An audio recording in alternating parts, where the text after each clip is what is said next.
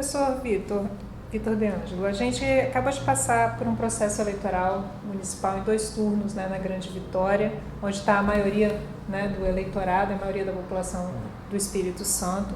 Eu queria que o senhor fizesse, para começar, um panorama, né, dessa eleição com 2 viradas, né, e duas confirmações, né, de primeiro turno, 3 prefeitos reeleitos. Como é que o senhor viu a eleição no Estado?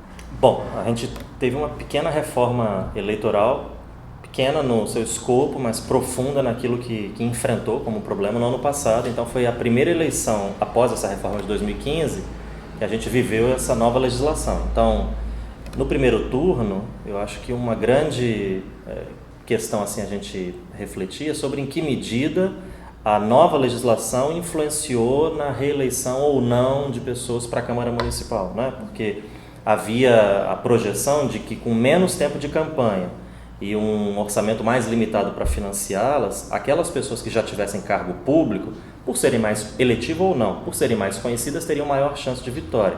E nas câmaras municipais a gente não viu isso, né? O que nós vimos foi uma grande renovação. Então isso não confirma a projeção feita e confirma uma outra que já não é de agora, vem talvez desde 2014, que foi a primeira eleição depois das manifestações de 2013, que é de uma crise de representação, crise da elite política, um descrédito muito grande, que talvez só tenha se aprofundado agora com a Lava Jato e com tantas outras coisas que aconteceram posteriormente a 2013.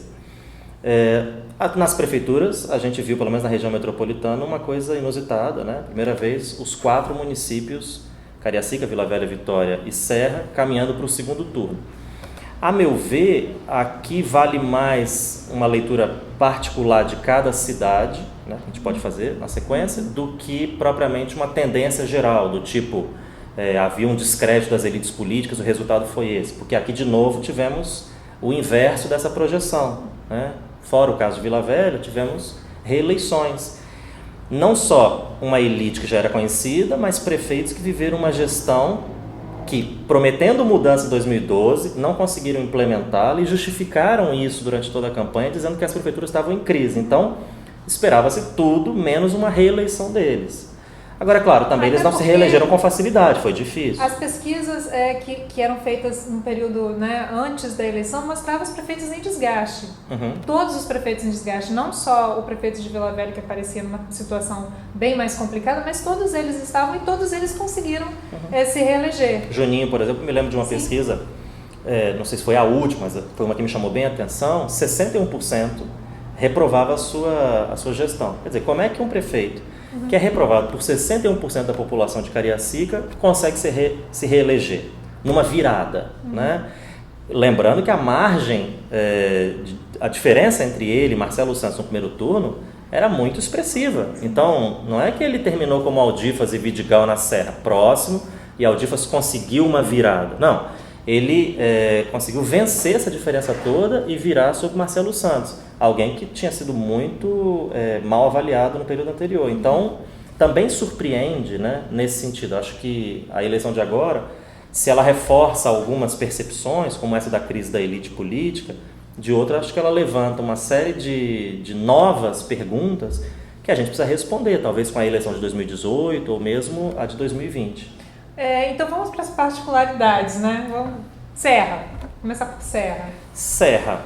Como é que eu leio assim a Serra? O Aldifas, na minha avaliação, ele quase que perdeu ganhando o primeiro turno, porque ele não fez campanha, né? Então, se você olhar dessa ótica, alguém que não faz campanha terminar próximo do primeiro colocado no primeiro turno, é uma vitória. A questão, a partir daí, passou a ser: ele vai conseguir ultrapassar Vidigal? Até porque o Vidigal, quando chega para a eleição, ele já chega como um favorito na disputa, até por causa do desgaste do Aldifas. Isso. Se a gente olhar o que o Aldifas falou durante a campanha, a todo tempo ele falou: olha, me permitam, eleitores, completar as obras. Ou seja, tem um monte de obra aí e quase que é injusto eu sair agora como se estivesse em dívida, quando na verdade eu preciso de mais tempo para terminá-las, né? Então você percebe por que também a população avalia mal um prefeito, porque ele não conseguiu entregar o que prometeu. As razões para isso são outras, pode ser a crise, pode ser problema de gestão, uma série de outras coisas. Então é isso, o Vidigal chega como favorito, ele chega mais bem posicionado, A Aldifas é acometido de um problema grave de saúde, não faz campanha e, a meu ver, tem uma votação muito expressiva em vista de tudo isso.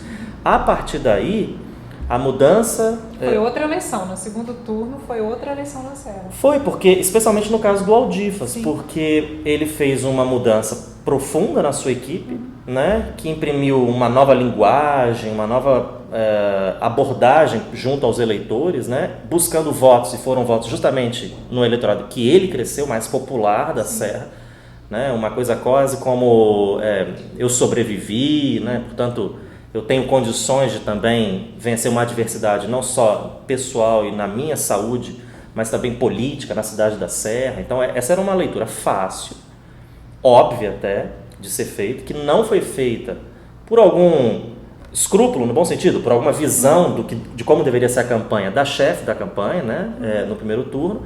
A mudança foi operada nessa linha e, ao que tudo indica, funcionou, né? Ali o que não estava claro é se a ascendência do Aldifas ia ter tempo de se realizar plenamente. Teve, mas assim, por muito poucos votos, né? Fosse a eleição uma semana antes, talvez ele tivesse perdido. Sim. Né? Vamos para Vila Velha. Vila Velha a gente teve a Batalha dos Ex-Prefeitos, né? Neucimar Fraga, que fez um trabalho de campanha bem antes, vamos dizer assim, uma pré-campanha muito forte no município. E Max Filho, que entrou na campanha assim, aos 45 do segundo tempo, se colocou como candidato e venceu. Se a gente lembrar bem do que estava passando na mídia na época, você vai recordar que muita gente achava uma temeridade a entrada do Max na disputa, né? Primeiro que o Max Mauro disse para ele não fazer isso. Segundo que isso exigiria ou pressupunha uma aproximação por baixo, né, em que ele se coloca como dependente do governador.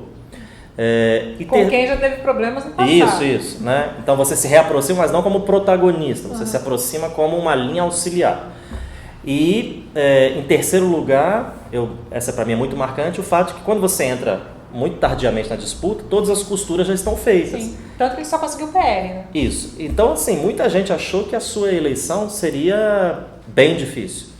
E isso acabou não acontecendo, né? Ele venceu. Foi a eleição mais tranquila. Foi a exceção na região metropolitana, né? Não, quer dizer, ele foi para o segundo turno, nesse sentido foi igual, mas o resultado foi o mais elástico em relação ao seu oponente, porque em todos os outros foram 3, 4% de votos de diferença. E ali, quer dizer, ele se sagra vencedor numa cidade em que o índice de abstenção foi um dos mais ou o mais alto, né?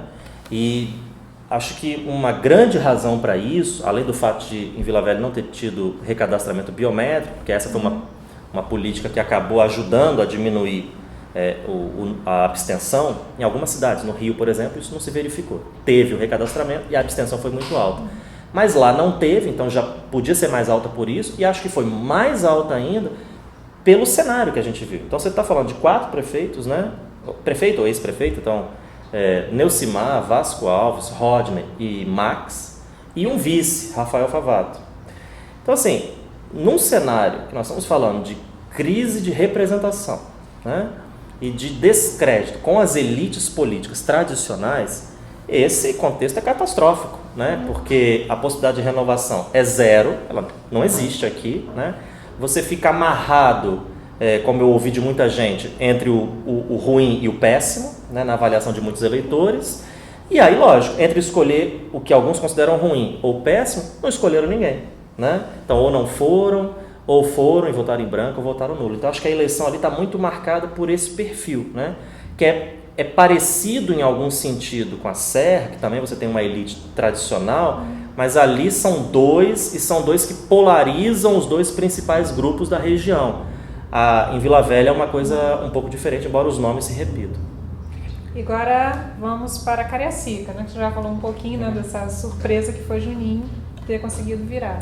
Se a gente lembra lá de 2012, o Juninho, ganhou sobre o mesmo Marcelo Santos numa vitória avassaladora. Sim. Avassaladora. E aí parecia que Juninho estava sendo aquele boi de piranha, quer dizer, o principal a pagar pela crise nos municípios, né? Ele era o caso mais assim emblemático, porque você olhava o desempenho do Marcelo Santos no primeiro turno, e mesmo nas pesquisas de opinião pública antes da votação em primeiro turno, e você via quase que a inversão dos números. A vitória avassaladora parecia que dessa vez ia ser do Marcelo, né? Então, desse ponto de vista, a virada que o Juninho impôs sobre ele foi muito marcante, porque não é que ele partiu de um patamar próximo, né? Ele partiu de um patamar muito inferior. Não é que ele era um prefeito mais ou menos avaliado, ele era muito mal avaliado, e ele conseguiu dar essa virada. Para o que contribuiu, lógico, sem tirar o seu protagonismo, né? A comunicação que ele fez com a população, o fato de ele ter conseguido nos debates um desempenho bom, razoável para bom, ter comunicado com o eleitorado aquilo que ele fez, os problemas, né, que acometeram a sua gestão. Mas acho que assim, o que de novo aconteceu foi o episódio dos tiros, né, do atentado envolvendo o Marcelo.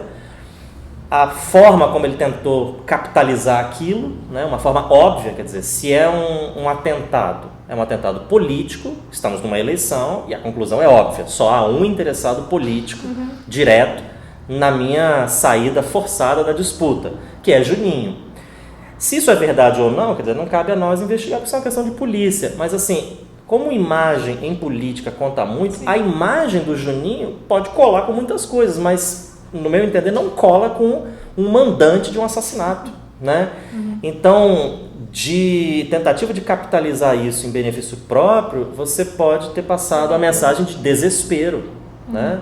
Então, me parece que esse foi um fator, porque foi, inclusive, o único fator, assim, ponto fora da curva, né? Na eleição de Cariacica, que talvez tenha sido determinante ali para o resultado. E Vitória?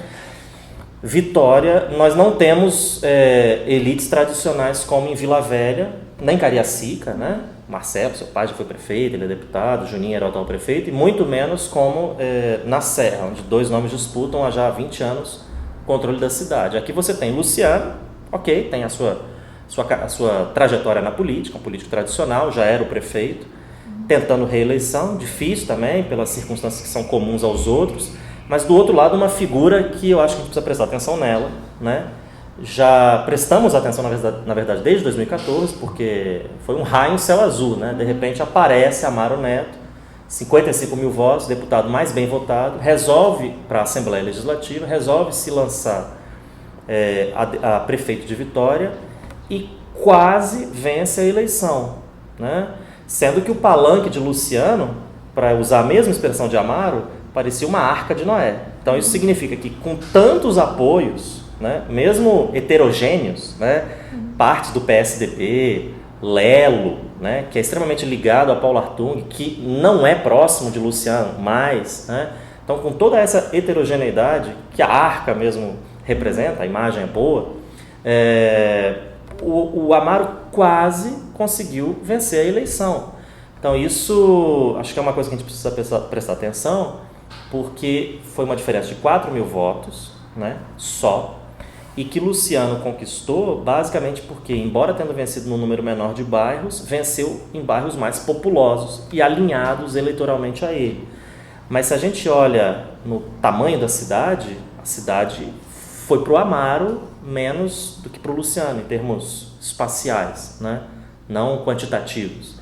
Então, assim, é uma figura, acho que a gente pode apostar muito para 2018, certamente, para uma reeleição. Vitória, né? Para uma reeleição que deve ser muito fácil para ele na Assembleia, a despeito do seu desempenho extremamente apagado, né? Em 2015, ele só conseguiu aprovar um projeto, que é aquele que institui o Dia do Mar Linha Azul. Então, quer dizer, o deputado mais bem votado aprovou esse projeto. Ele vai para o seu terceiro partido, né? Foi eleito por pelo PPS, que inclusive é do próprio Luciano, passou pelo Partido da Mulher Brasileira e terminou no Partido no Solidariedade, pelo qual ele se lança. Então veja que também ele adota as práticas mais assim, questionáveis e combatidas na política brasileira, e a despeito de tudo isso, acho que como liderança popular, e por isso mesmo, é que ele terá uma eleição muito fácil para 2018, e prestando atenção se em 2020 talvez não venha de novo a disputar a prefeitura. Agora, na sua opinião, todos os derrotados perdem ganhando, ou tem gente que perdeu perdendo mesmo? Acho que Vidigal, por exemplo, perdeu perdendo, né? Qual a segunda derrota? Por que ele perdeu perdendo? É a segunda derrota dele, seguida, para o Aldifas, numa cidade que é polarizada, então assim, ou é um ou é outro, se é só o outro, então isso representa um problema para você, porque não é que uma terceira força venceu, quem venceu foi seu oponente, que inclusive quando disputou a Câmara dos Deputados também venceu da sua esposa. Então é a vitória mais do que sobre o Vidigal, é a vitória sobre o grupo que ele representa, que inclui a Sueli e todos os seus apoiadores. Então eu acho que ali, eu não sei se cacifa o Aldifas para voos mais altos, porque eu não sei se o Aldifas até aqui tem se colocado como um político assim. Dado, quer dizer, estou falando mais alto para cargo executivo, não para a Câmara dos Deputados, onde talvez ele também tivesse uma eleição relativamente fácil. Foi o mais bem votado em 2010, inclusive. Mas para o governo do Estado, né? Eu acho que o que nós vamos ver daqui para frente vai indicar muito o que o Aldifas pode estar pensando para mais adiante. Mas primeiro ele precisa reestruturar esse rede, né?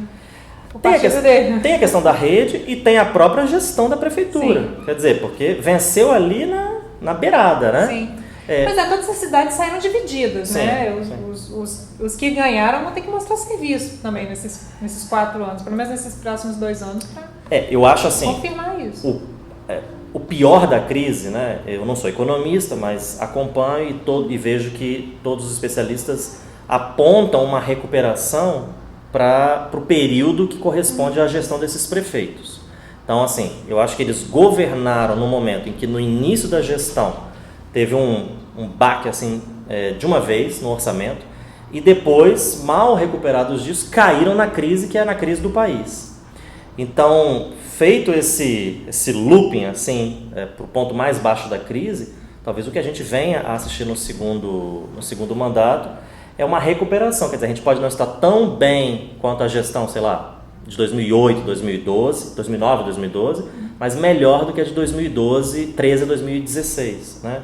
Prefeitos que vão entregar algumas obras, vão poder capitalizar politicamente e eleitoralmente esse tipo de realização, vão encontrar prefeituras com alguma folga, né? Pensando que é um cenário um pouco mais favorável do que encontraram no primeiro mandato. Então, talvez não cheguem ali com tanto descrédito e enfim, carregando o peso de uma gestão dificultada por esse cenário em 2020, perdão.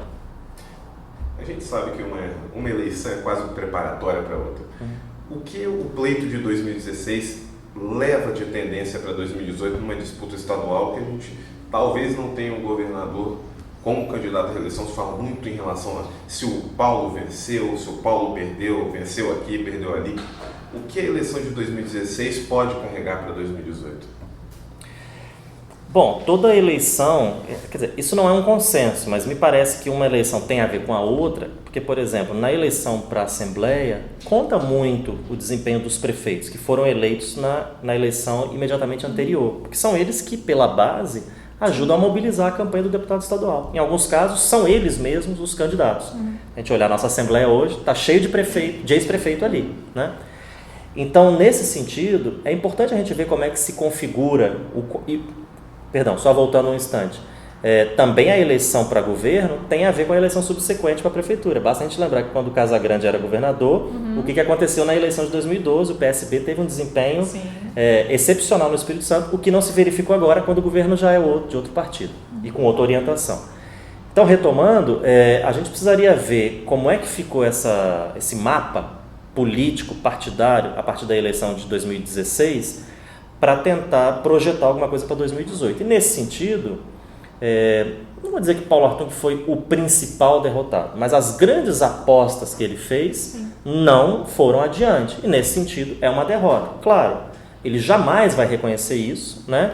E inclusive o fato de ele não ter subido em palanque nenhum, quer dizer, não desses aqui da região metropolitana, pelo menos, o ajuda a construir esse discurso que em nenhum momento ele apoiou ninguém. Então ele, até antes da eleição, lança a base para um discurso do derrotado que faz a derrota uma vitória. Ou seja, eu continuo um republicano, governador, governo com qualquer um, com isenção no tratamento, ponto final. Então, não me sinto derrotado. É isso que a gente vai ouvir dele. Já ouviu, na verdade. Mas quando a gente foge do discurso e vai para a prática política, você vê o seguinte: Luciano, se ele faz uma campanha caminhando com o Renato Casagrande, né, se o seu vice é do PSB de Renato Casagrande, é óbvio que aqui o Renato Casagrande finca uma bandeirinha para 2018, para o governo ou para o Senado, que seja. Se na Serra você tem a derrota do Vidigal, a vitória do Aldifas, que tem a vice do PSB, que é mãe do deputado estadual Bruno Lamas, que é do partido, um dos poucos representantes do PSB na Assembleia. Então você finca uma outra bandeira na Serra. Nós estamos falando já assim da capital, de uma outra cidade que tem um eleitorado importante, né? Cariacica é um caso assim, um pouco esquizofrênico, porque a vice é do PSDB, mas o prefeito é do PPS, que é do Luciano. Então isso talvez seja bom para o Juninho, mas não para facilitar essa leitura de para onde ele vai pender mais adiante, né? Mas não é, e isso não é demérito à cidade, a cidade mais importante nesse jogo, né? Vila Velha, assim, acabou sendo uma vitória na derrota do Paulo Arthur, porque seu candidato era Rodner, né? Mas no final das contas, a vitória do Max não é ruim, não é ruim, né? É bom até para o César Colnago, mas assim, o Paulo consegue capitalizar isso que eu ia colocar, porque considerando a possibilidade de o governador não disputar, né, a gente pressupõe que o vice venha a ser o candidato, né, até porque ele disse isso quando tomou posse, que o sucessor dele seria César Colnago, e o PSDB teve um desempenho muito bom, teve um crescimento bom saiu de 6 para quase para 13. Teve um bom crescimento de prefeituras e ganhou o maior colégio eleitoral do estado, que é Vila Velha. Então, para o PSDB, para o projeto de 2018, o 2016 foi um bom ano. Eu acho que foi, não, e isso não é só Espírito Santo, né? Sim. Teve vitórias assim muito importantes, Porto Alegre, né? Inclusive a do Max é contabilizada pela Nacional como ganho, né? Curitiba, onde o PMN ganhou com o Rafael Greca, a vice também é do PSDB, então nós estamos falando de São Paulo, né? Que aí talvez é a joia da coroa, né? Então, quando a gente olha os percentuais e os números, nós vamos ver que o PSDB vai governar quase um quarto dos municípios brasileiros e um orçamento muito significativo. Então, isso ajuda bastante o partido a se fortalecer para 2018, o que tem repercussão no Espírito Santo, claro. Eu acho que aqui a gente faz essa leitura partindo do pressuposto que César Colnago será o cabeça de chapa em 2018. Né? Eu tenho algumas dúvidas, né, sobre se de fato Paulo Arthur não vai disputar a eleição. Eu destacaria 2 bons argumentos assim, para a gente pensar e observar mais para frente. Primeiro, a agenda do governador é uma agenda que está na crista da onda. Né? É a agenda do ajuste, é uma agenda conservadora, neoliberal e que está, portanto, alinhada com o momento do Brasil, né? Com o governo que está aí em nível federal, com uma parte expressiva da sociedade, do eleitorado brasileiro, e nesta onda, não só ele está na crista, como ele é identificado como um nome que faz isso bem feito, né? Então não é à toa que a Ana Paula Vescovi vai para a Secretaria do Tesouro, que ele consegue, e também tem esse interesse para se projetar nacionalmente, a inserção na mídia nacional. Agora, eu acho, sim, mas é uma avaliação pessoal, que isso não deve nos levar imediatamente a achar que ele mesmo está alçando esse voo no plano nacional, porque, assim, tem muito cacique para pouco índio, né? Tá embolado esse meio de campo. E ele é governador de um estado que não tem essa projeção. Então, assim, teria que comer muita poeira nesse chão. Para o que a Lava Jato pode ser importante, porque se vai inviabilizando muitos nomes, pode sobrar para ele, mas assim, eu não coloco tanta fé nisso, até porque há outros interesses do governador que eu imagino que ele possa ter, que é o seguinte: uma coisa, o cargo de senador é prestigioso, 8 anos, a reeleição para ele não seria, imagino eu, pelo prestígio que ele tem aqui, tão difícil, então ele poderia encerrar sua carreira ali, passar 16 anos. Ele é uma pessoa que está ali na meia-idade, 50 e poucos anos, ele poderia muito bem chegar até os 70 anos, 70 e poucos, com 2 mandatos de senador e encerrar sua carreira tal como fez o Gerson Camata. Bem, né? Mas é o seguinte, ele não tem ali como mediar recursos. E esse é o problema. A carreira dele aqui no Espírito Santo, em nível estadual, não como prefeito, se deu como um grande, aquilo que alguns colegas têm chamado, cientistas políticos, como um grande mediador oligárquico. Né? Então ele é uma pessoa que vai ajeitando aqui, ó, você mesmo falou isso, então eu sou eleito governador, mas o próximo é o Colnago, o prefeito ali vai ser esse, o outro vai ser esse aqui e tal, então está todo mundo aqui. Essas pessoas se subordinam a isso, porque claro, elas têm interesse, sabem que o cara promete, em geral, entrega, né? E ao mesmo tempo faz essa mediação não só política, mas também econômica, ou seja, você tem os grupos ali que enxergam nele esse grande mediador. Se ele vai para o Senado, do ponto de vista da sua carreira política, acho que não está comprometida, porque ele tem um brilho próprio. Sim. Mas ele perde esta possibilidade de fazer prefeitos, fazer uma Assembleia Legislativa, influenciar nas câmaras municipais, porque ele não tem mais, como em geral você vai encontrar na linguagem popular, a caneta. Ele não tem a caneta, né? Então sobra o quê? A experiência, o nome, a trajetória, mas não é isso que faz dele o que ele é. Porque se fosse só isso, ele teria feito todos os prefeitos na Grande Vitória. E não é verdade. Então eu acho que a gente tem que observar essas questões. Tem algumas questões nacionais, algumas coisas que sequer estão sob o controle dele, né? É claro, e imagino que isso é legítimo, né? O sujeito quer ter uma projeção nacional. Agora, ministro, acho que seria possível, mas acho que já passou o time, né? O governo Temer é curto. Agora, presidente da República, como eu vi na Globo News no dia da eleição, é quase um arroba, assim, é um exagero, né? Agora, acho que a gente só tem uns 2 minutos aí. Eu queria que o senhor fizesse uma avaliação, respondesse a pergunta que eu fiquei pensando, né? A reforma eleitoral, a mini-reforma, ela foi positiva para essa eleição ou a gente ainda precisa de mais alguns pleitos para... Assim, eu acho que foi positiva porque corrige algumas distorções, né? É claro que quando você tem um financiamento empresarial, você tem um poder de barganha muito grande dessa elite empresarial e econômica. Então, tirando isso, você resolve esse problema. Mas você não resolve a corrupção, né? Então, é uma inocência nossa achar que uma vez feita essa reforma, tudo se resolverá. Então, acho que é alguma coisa que precisaremos de mais tempo. De outro lado, ela gerou também alguns não vou dizer problemas, mas algumas coisas inusitadas, né? Acho que até já mencionei aqui o fato de que previa-se uma elitização ainda maior da elite política e essa elitização não aconteceu, então houve uma renovação muito grande. Agora, um problema aí sim é o fato de que a campanha ficou simplesmente desconhecida do eleitorado, né? Muita gente só ficou sabendo que ia ter eleição às vésperas da eleição. Perdeu um pouco do brilho, né, da eleição. Então assim, você limpou a cidade? Sim, né? A campanha ficou mais barata? Ok. Mas do ponto de vista da democracia, você tornou o processo muito mais assodado, né? A tomada de decisão muito mais rasa, feita em elementos assim, compreendidos, com os quais você teve contato quase que em cima da hora. Então eu acho que esses são problemas ruins, né, causados pela reforma. E que não tem como corrigir, é dela, ela vai gerar isso.